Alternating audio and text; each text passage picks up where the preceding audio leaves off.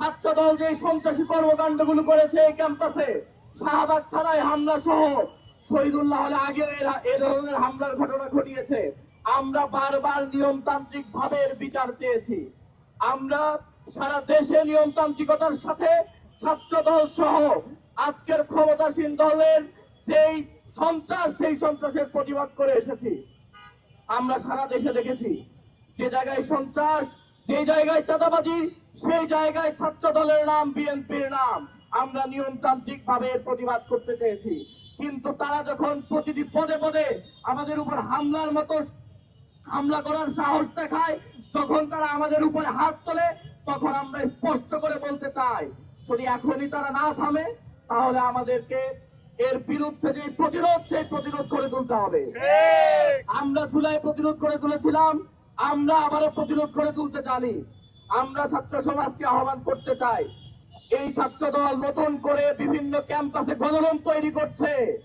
এই ছাত্র দল নতুন করে আবার গেস্ট রুমের কালচার ফিরিয়ে আনতে চায়।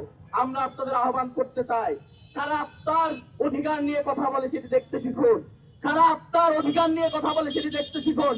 যারা নতুন করে গণরুম এবং গেস্ট রুম তৈরি করতে চায়, তাদেরকে আবারও প্রত্যাখ্যান করুন, যেভাবে আপনারা প্রত্যাখ্যান করেছিলেন। প্রিয় উপস্থিতি, আমরা আজকের এই আয়োজন থেকে জানাতে চাই, ছাত্র দল যদি মনে করে তারা সন্ত্রাস করে পার পেয়ে যাবে কারণ তারা ক্ষমতায় আছে, এতটা সম্ভব নয়। আমরা দেখেছি ক্ষমতার চূড়ান্ত রূপ নিয়েও ছাত্রলীগ এই ক্যাম্পাস থেকে কিভাবে বিতাড়িত হয়েছিল। আমরা ঠিক সেভাবেই ছাত্র দলকেও বিতাড়িত করব যদি সেই প্রয়োজন আসে। প্রিয় উপস্থিতি, আমরা দেখেছি সারা দেশে ছাত্র দল বিভিন্ন ক্যাম্পাসগুলোতে সদরুম তৈরি করছে। 2 রুমে 24 জন ছাত্রকে তারা জায়গা দিয়েছে, আমরা দেখতে পেয়েছি। অথচ এই ক্যাম্পাসে যখন শিক্ষার্থীদের অধিকার নিয়ে আমরা কাজ করি, হল সংসদ যখন কাজ করছে, তখন আমরা দেখতে পাচ্ছি দফায় দফায় প্রভোস্টরা নির্বাচিত প্রতিনিধিদের সকল নোটিশ পাঠাচ্ছে।